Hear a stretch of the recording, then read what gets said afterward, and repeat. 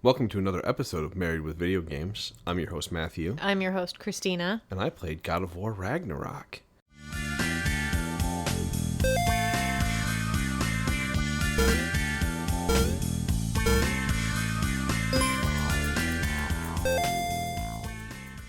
I sure as heck played the heck out of this game. And there's still a little bit left for me to do. Yes. I beat it. And I believe, what is supposed to be the hardest boss in the game. The Berserker King, but I still have to do the Crucible, which is in the Hell area. Not Hell, but Muspelheim. Yes. Our idea of Hell, which is burning flames, not the frozen Hell, which is the Helheim.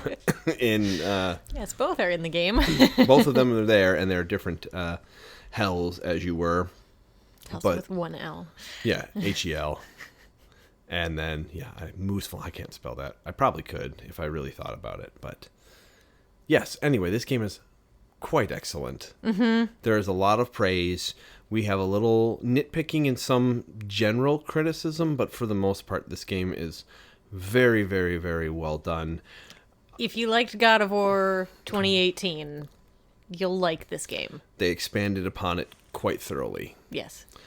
I'll read the synopsis. This is from PlayStation.com for the God of War Ragnarok specifically. Fimbulwinter is well underway. Kratos and Atreus must journey to each of the 9 realms in search of answers as Guardian forces prepare for a prophesized battle that will end the world. Along the way, they will explore stunning mythical landscapes and face fearsome enemies in the form of Norse gods and monsters. The threat of Ragnarok grows even closer. Kratos and Atreus must choose between their own safety and the safety of the realms. Bum, bum, bum. God of War is a PlayStation exclusive. It was released on November 9th, 2022 on PlayStation 4 and 5. Sorry, other systems, you don't get this. PC will get it eventually. Yes, the 2018 God of War just came to PC recently. It did, to really high praise, too. Apparently it functions really well. It is verified on Steam Deck. Ooh. One day I'll buy it for like $15 on CD keys and play it that way if I feel like playing it again on the go. But I'm not going to spend $50 on it again when I already own it on the PlayStation. So correct. But if it's $15, I'll splurge. How dare you? I know, right? I have world-ending reviews. Go here, Freya, was my note this time around. Why'd you call me Freya and not Faye? I don't know. You just look dumbfounded by me asking that. So can I explain why? No. I've been making a joke with my buddy John that his new waifu, or his new wife, is Freya. She might as well be. Has he been playing this? Oh, he's the one that... He beat it, and he was raving about it to me for about a month before I even started. Fair enough. And he's like, it's so good. I want to blah, blah, blah. So I finally started playing it. And I said, okay. I sent him commentary. I'm like, when is Kratos and Freya just going to make out? And he's like, they don't make out. I'm like, son of a... Come on. But so that's why I put that there. There will also be spoilers in this podcast for the story because it's a very heavy story-centric game. Yeah, and all of our podcasts are spoilers, but yes, this one's a relatively newer game. I think we've attempted spoiler-free and we're not very good at it. Yeah. We probably could do it. Usually we're too far behind on these, so it's kind of like it's been out for X amount of time. Yes, so if you don't want spoilers, go play the game. And then come back and listen to us. I think that's what we normally say. Yeah. So, let's do some reviews and then we'll get into it a little bit. Okay. Metacritic, PS5 version, since that's what we played. 94 from critics. 7.9 from users. Really? I went through and started reading things. A lot of people, and this is the common thing where if they don't like it, they give it a 0, and then they just write all of their complaints, which, like, it doesn't warrant a 0, but they're trying to, yeah. Wow. They said most of them were that it's too similar to God of War 2018, not enough of a leap up. A lot of people also said, they put it out for the PS4 as well, so it couldn't use the PS5 to its full potential, which they would have liked. The negative is part of one of their complaints. People didn't enjoy the back half of the story. They also weren't impressed with the boss fights. Okay. We can talk about that later. But yes, I did go through because I'm like, that's a 94 to 7.9 is a big difference. I don't agree with that at all. No, I don't either. I read their criticisms and went, okay, I can see that, but it shouldn't be a 0. It should be like an 8. And some people were like 7 with the same exact complaints of like, I don't know why I played this game, but they gave it a 7 because it's still a very good game. That's wow. Okay. Yes. Anyway. Yes. That's one of the few times I'm more probably aligned with the critics than anything. Yes, that's surprising for you. I know. All right, sorry. Okay. IGN positive. It's a little long, but that's fine. These usually are. And I'm just going to apologize in advance for both of us and our pronunciation of things on this podcast. It's Ragnarok. Is it Rok? I don't know. It's got the umlaut over the right? Mm-hmm. I don't know. I watched Thor: Love and Thunder last night, so I'm all in the Norse mythology. Okay. IGN positive. You're just staring at me. I'm just staring like, oh, it's so different Norse mythology even there. So, yes. IGN positive. The dwarven city of Nidavellir is a welcome rural change of scenery with its many homes and tunnels that Kratos must amusingly crawl around in. It's at the center of the rocky realm of Svartalfheim, where waterways weave through islets littered with bubbling geysers. These geysers are also key to solving many of the puzzles in the region as you freeze them to create stepping stones and manipulate machinery. Quirks like this help in making each place feel unique. Similarly, fun new ideas are introduced in the returning Alfheim, such as reflective crystals that you can ricochet your axe off of to open doors, or even use to blindside unwitting opponents in combat. It's a further example of not only each realm looking distinct, but also feeling distinct to play in from one another. Every location almost feels like a puzzle box that you're gradually unlocking through a combination of brain and brawn as you make your way through it. There's also plenty to discover, with some realms surprising in their vastness. Exploration is encouraged via boat on the Dwarven Seas or via dog sled across elven deserts. Once again, Metroidvania elements encourage you to revisit blocked paths at a later date once you own the skill required. Mm-hmm. Or get the stupid spear, which you get much later in the game than you and I were both anticipating. Yeah, the spear comes much later. And I didn't like it at first, and then it became my favorite weapon. Agreed. 100% agreed.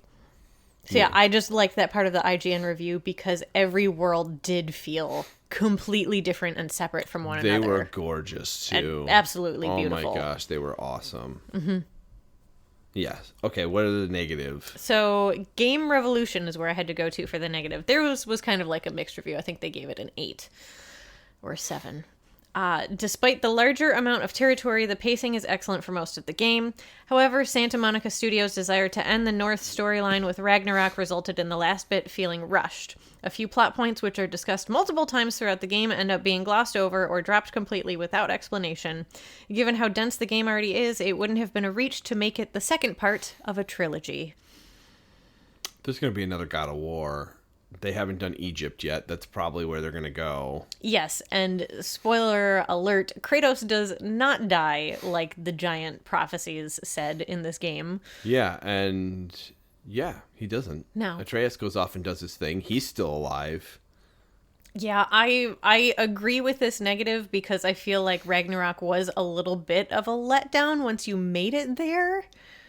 Once you made it back to Asgard to take on everyone.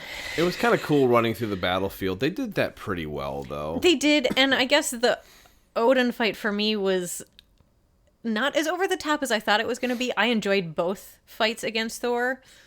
Both fights against Thor were good. Especially the very first one was like, whoa, crap, this is what we're in for? Okay. Yeah. And then Odin wasn't as hard, but I also think... He was lengthy. He was lengthy, but I also don't think he was as hard because I had beat all the other Berserkers other than the Berserker King and one other one. Yes, you made it as far as you could with those Berserkers. And those were much harder. Yes. I had to fight 3 of those things at once, and that was infinitely harder than fighting one guy. You were so angry about that, like Elden Ring level of angry. That was Elden Ring difficult for me. Mm-hmm. Getting the pattern, getting everything. You had to be almost perfect in some of those fights. Anyway, we'll get back to that, but I don't agree. I agree about one boss. The rest of them I liked. One boss drove us nuts, and it wasn't because of the boss fight, it was the commentary, and it's when we fight Nidhogg. Or Nidhogg, the dragon of the World Tree, when we're trying to free Freya. Oh, because you kept getting the commentary, like the same... Shield bash now, or do this now. Yeah, that's one of our main complaints. But we can get there when we get there. The game. So here's where I'm going to contend with a little bit of what they're saying, but I'll cut into it. So gameplay takes its cues from 2018. I said it adds to it significantly because they vastly improved the whole system. It is very similar in regards, but there's a lot more runic abilities. You re-level up the axe. Fimbulwinter's taken the magic away from the axe, so you have to re-sharpen, re-level it up and stuff like that. But the combat is visceral. The light puzzle solving is all there. It has punishing elements like Dark Souls. We just said that were some of the bosses. But it was rewarding when you do beat them with the patient and practice. And it basically, with more weapons and abilities, Kratos is ready for any threat. You do get a spear in this one, and when you first get it, it's vastly underwhelming compared to the other ones, but the more skills you unlock for it, the more you realize how freaking useful of a weapon it is. The other complaint that Game Revolution had, not to take away from this, was that they got rid of the skill tree for the shield, and I don't even remember the shield skill tree, if I'm being honest with you.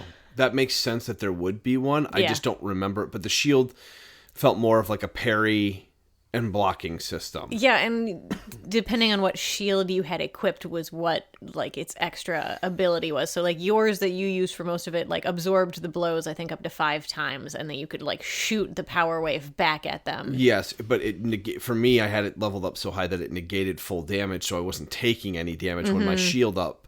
But you have to be right timing, because if you get hit when it's full, you'll get stunned and they can get a hit on it at you.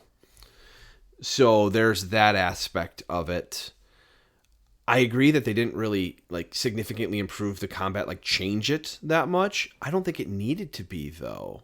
No, it was definitely a lot more like throwing your enemies around the arena in this game. There's a lot of, using enemies against themselves, learning to maneuver the area a little bit more.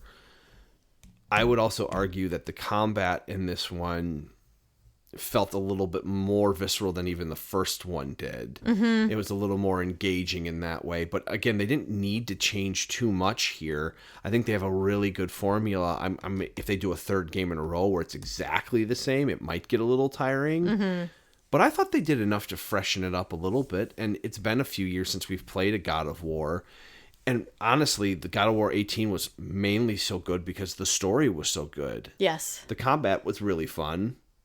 But the story here is really what drove me to want to play through the whole game and continue on. The story goes in a lot of places. It touches a lot of areas. It goes up and down. And some of the side quests, even though they feel like they're, they actually feel like they're part of the story at times. And again, I'll touch on that in a little bit. But I actually don't think the complaint about the gameplay not improving is silly to me. Like, that's not worth a 0. No. It might be worth an 8 to some people, or even I can see a 7. Like that dude that had 7. But at the same time, I loved it. The story is what kept me playing through, though. The combat was fun. The story is what I was there for, though, if I'm being honest.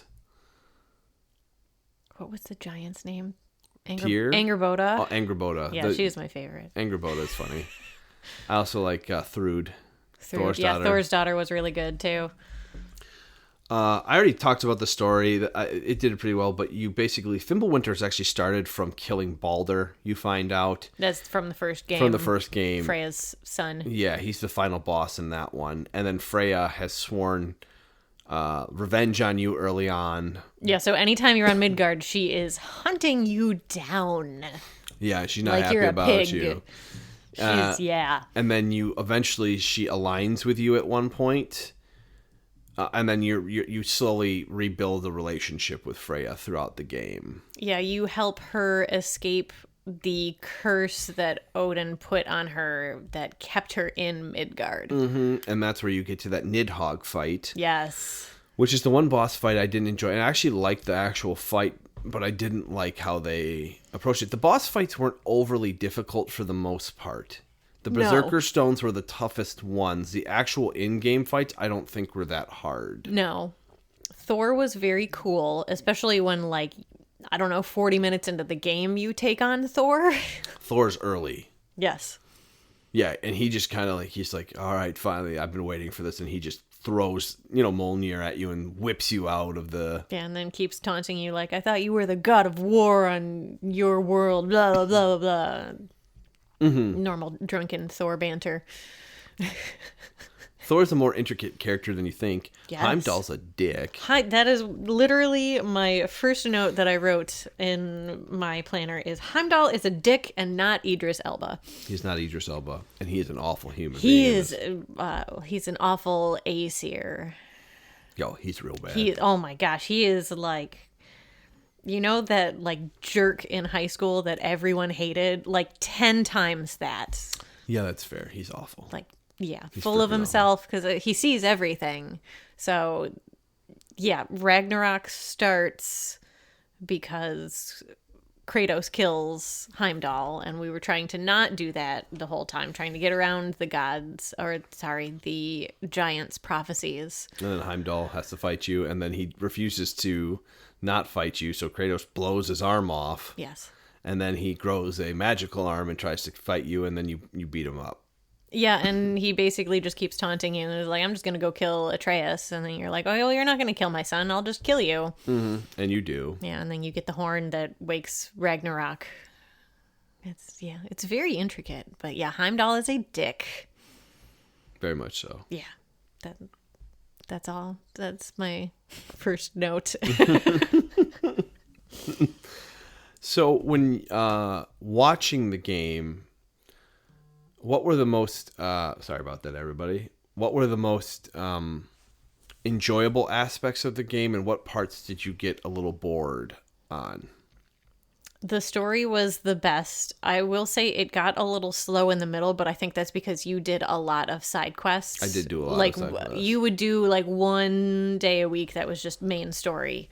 So there was a lot of... There's a lot of stuff you can do in this game, too. Yeah, it's a very linear progression, but the worlds that you visit are open world with enough side quests to keep you busy, and they're a lot larger than you think they are. Yeah, Vanaheim is gigantic. Huge. I didn't realize how big that world was. Yeah.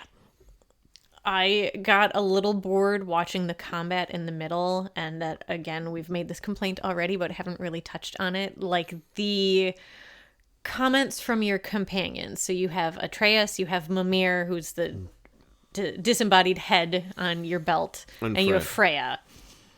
And their comments would be nice if they were less often. So, like, if you're trying to gauge a puzzle and you're taking your time, like, scoping things out, Atreus or Mimir is going to be like, maybe you should freeze that thing over there, or like, oh, it looks like something can be frozen there. Like, they give you the hints. It's not as much hand-holding as Deathloop, but it's still like, guys, I would figure it out.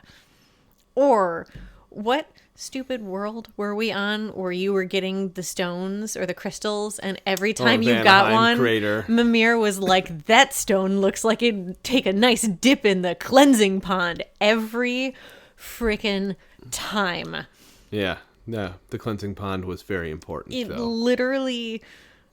You would be exploring a different world for like the next 4 nights, and I'd look at you and be like, hey, do you have any stones that need to go to the cleansing pond? Just out of the blue. Not even paying attention to the game. I probably do have some stones that need to go take a dip in the cleansing pool. It was mostly Freya that did a lot of those, where she's like, shield bash now, as you said, when like the double blue icon pops up. Yes. After a while, I just kind of tune it out. Yeah. But it does get a little... The banter gets a little obnoxious in that way. Actually, the banter outside of it is very good. It's funny. There's a lot of silly references that if playing older games or different PlayStation titles are. A lot of the complaints that I was reading on Metacritic were actually about the banter and how terrible it was. And I'm like, guys, you apparently have never been around a 14-year-old boy before. Like, it's perfect banter between Kratos and Atreus and Mimir, the smartest being in the world. Yeah. It's really funny. It is very funny. And Kratos is very much Drax in the first Guardians of the Galaxy, where it's just like completely literal. Yeah. Everything's literal. No. Yes. It's just Yes. like the deep voice just makes it so good too. He does such good. The voice acting is incredible. The voice acting is really good. One of the complaints, because this goes into the voice acting, one of the complaints was that Odin didn't feel very godly. He felt like, and they must have phrased it like this for this particular reason, but they said he felt like he was just like a white man politician, which is very funny because Odin is played by Richard Schiff, who plays Toby Ziegler on The West Wing, who's the communications director for President Bartlett, which I was explaining to you and you were just giving me a blank look, and I was like, I was forced to watch The West Wing when it was on, and I was like 9 years old. I thought Odin was the perfect D-bag of a boss. Yes. Person. But the actor played him very well. He played him like a politician. I didn't like his voice at first for Odin, but I'm used to... Oh, I just went blank. Oh, man. I feel real bad. Anthony Hopkins. Thank you. Anthony Hopkins' voice as him. I So think that's it was what Silence of the Lambs. I'm like, that's what not I'm helpful. used to for Odin. So when I heard it, it was off-putting. But the more you listen, it literally, he played Odin as they described him, like manipulator, Absolutely. a politician. Like, so that's kind of exactly. That's exactly what Odin is. Everything is for his benefit. Like, he doesn't need to wield the power when he holds all of it. Like, he does. It's speak softly and carry a large stick. It's basically Odin, except he still speaks loudly. Yeah. Everything's for his benefit. He's a big jerk to his children. Yes. He is an awful person the entire time. Yes. And he just is, he plays to that very well. He does, especially with the twist in the middle that Yeah. you were unfortunately spoiled and I was not. So that was fun. That was like the 3/4 in. It was. Yeah, that was like almost to the climax. That was like yeah. Yeah. And so when you find that out, you're like, oh my gosh. Yes. Yeah, he's an SOB. Very He's much a big so. SOB. The story is incredible. Voice acting is well done. I actually liked the combat. It felt precise and it was learnable. So even those hard fights against the really hard bosses, I was doing better and better every time. Yes. But there are times where I'd get down to like a sliver of health. I'm holding up my finger here, but a sliver of health, and they beat me, and I'm like, and then the next time I'd win. So it's learnable. It can be done. It takes a lot of practice. It's not From Software levels hard. It is tough though. Yes. The boss fights that are meant to be tough are quite difficult. I also said a really good thing about this game is the side story missions. They're really well done because they feel like they're more than just side objectives. Yes. And they often impact the area you're exploring. And the example is the biggest one in Vanaheim. When you get the water working again, all of a sudden you open up a ton more areas and it revitalizes the whole plane, basically, with this waterfall that Odin had dammed up Vanaheim and you undam up the river, basically. Yeah, Odin screwed up every single realm. Yep. Well before Fimbulwinter set in. Most of the puzzles that you went back to were spear-based, so that was a little obnoxious. Yeah, that's why it was crazy that you got the spear so late in the game, because we're like, oh, that's a spot where you need the spear. Oh, that's a spot where you need the spear. And that I probably forgot more spots so many than I found. So many. Basically. And again, we said the banter during combat got really obnoxious. And even like you still hear it, but I'm able to ignore it because we've been playing it so frequently. Yes. So do you have anything else to add? I have a couple more points on my thing that are just random things to talk about. Let's hear. I want to hear. Okay, so playable credits. I thought that was very cool. So spoiler warning, I guess. Kratos does not die and you kill Odin. I actually liked, again, spoiler alert, that it was Sindri that ended up killing Odin.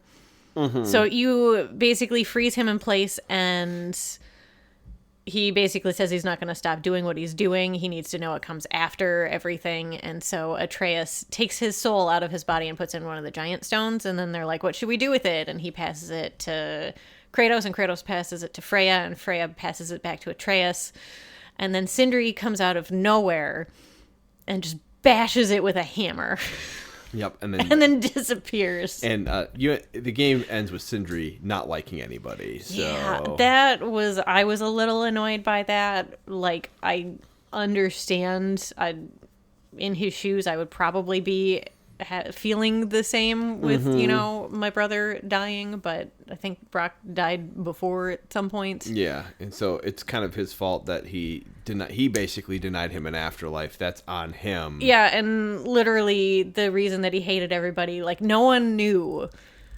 Okay, can I give away the spoiler? Yeah, that's fine. So you start the game looking for Tyr, basically the god of war in this realm, and you find him. And you bring him back, and he's all a pacifist now, and he's not going to fight. And then Atreus comes back from Asgard the second time with the mask that Odin is trying to get, and is like, okay, it's time to make our move. And Tyr's like, you know what? I'm going to take it. I have a way into Asgard. And Brock is like, this doesn't add up, and starts, getting angry with him. And then turns out Tyr the entire time was Odin. Mm-hmm.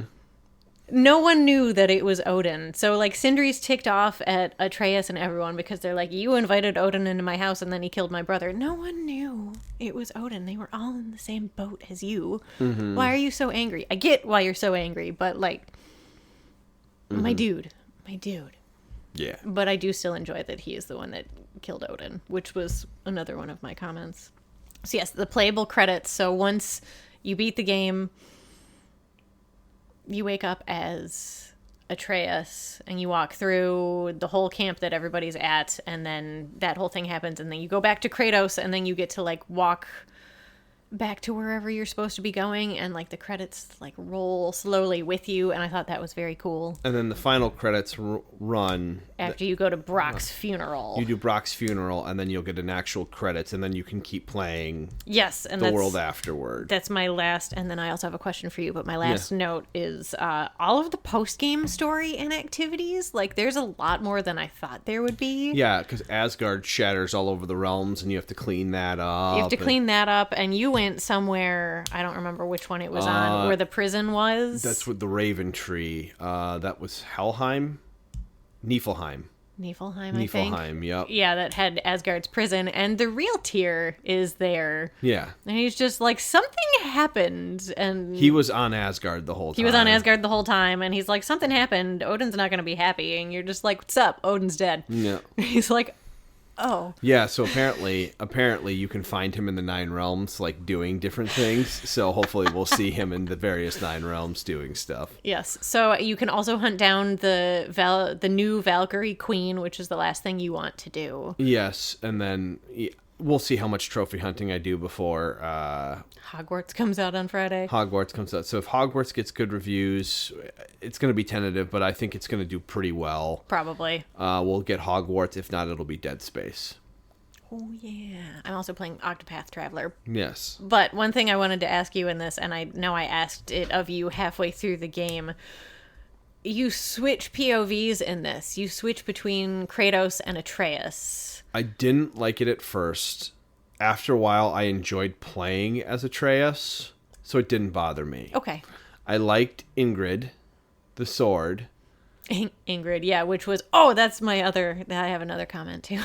I like Ingrid, and I liked Thrud and Thor as your companions, and I liked all those guys as your companions, so it was fun. I liked it. I hear some people probably didn't like it. That was some of the complaints of, like, those parts are boring, blah, blah, blah. Like, my dudes. They'll complain about anything. Anything. Yeah.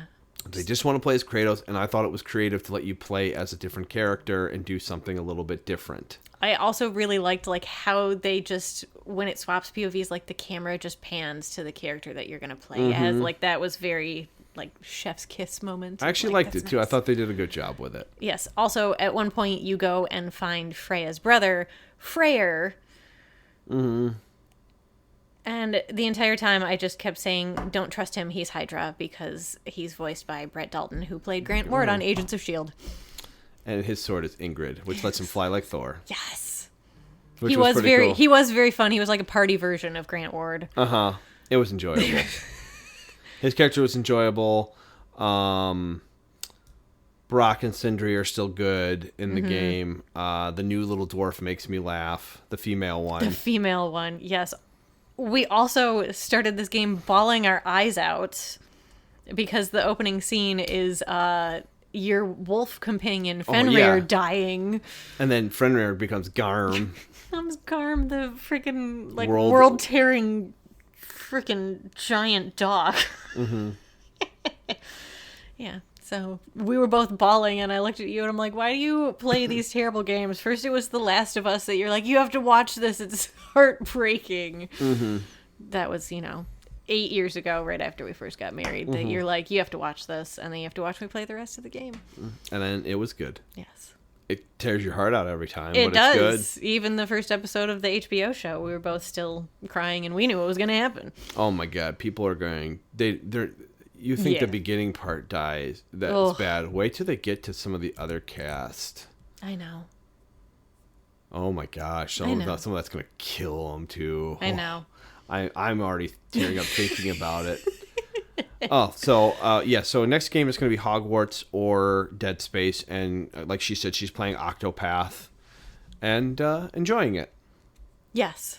It's pretty good. Yeah, I've been enjoying it. It feels a little repetitive right now, but I'm still in the process of getting all the characters, and you have the choice whether you want to play like their intros. And you're just doing it. I'm just doing it, so it's kind of like, oh my gosh, there's so much exposition, and I don't really care. I just want to fight things.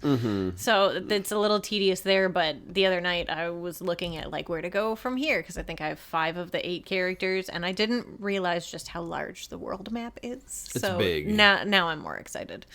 It's very big. Yes. I hear you can get like 40 hours in this game, in that one. So you'll have plenty of playtime in there. And then Hogwarts. Again, Jake Baldino's video has it saying game length is revealed. So he might discuss that on our Friday night Italian Stallion hour. Yeah, that's what we say. Yes. All right, we're at... so we actually have to do scores. Holy Toledo. What would you say your rating is for God of War? 9. Yeah, I'm going to give you official score of 9, but I flutter between a 9 and a 9.5, but just for sake of ease, it's a 9. Sake of ease, I have to type in like... and it auto-calculates for you or whatever. Yeah. 9.5. Okay. 9.5. The banter's the only thing I didn't like. I disagree with other people's complaints, though I understand them, if that makes sense. Yes, agreed. Like reading all of them, I was like, yeah, I can kind of see that. Yeah, I can kind of see that. The banter's the only thing that got me. That's the only thing I really didn't like. And Mimir talking about the crystals, that was annoying. But outside of that, I didn't really mind. By banter, you mean like the point out, like the gentle nudges? No, I mean, so the combat one. The gentle ones, yes. I'm so used to games doing that it doesn't actually bother me anymore. Holy crap. I'm going to pick your phone up. I'm just blowing. Apparently, it's the text Matthew hour right now. Yeah, you have 6 unread messages. I just put it on D&D. Oh, perfect. Thank you. For next time, I will put my phone on D&D. We are at Gaming Marriage or gamingmarriage@gmail.com. Reach out to us. Send us gaming ideas. If you have anything else you'd like us to play other than the big hits coming out, we'd like to know. We're trying to get some stuff in because Octopath Traveler 2 comes out this month, and we're not going to even get to that for a while. Yeah, we got to remember that Breath of the Wild 2 comes out in May, so get your suggestions in before then. And also we need a new Nintendo Switch because I downloaded Disney Dreamlight Valley. And the Switch thinks it's the worst thing you've ever done. Yeah, our Switch just makes loud, angry noises now, so we haven't played it in like 3 weeks. Yeah, and we're not buying a new one. Like any game. Like I played Stardew and it was good for about 6 minutes, and then it started like the angry clicking, and I'm like, okay. It's dead. We might be getting a Switch. That is the Breath of the Wild edition is most likely what's going to happen. Yeah, I'm still crossing my fingers that like in March they do like a final gameplay trailer for Zelda, or like a final trailer, whatever they want to do, and then they also announce like the Switch 2.0 rather than a Switch OLED, and then do like a Zelda version, and then we'll just buy that. I'm in. Okay. All right, everybody. Have a good one. Bye. Bye.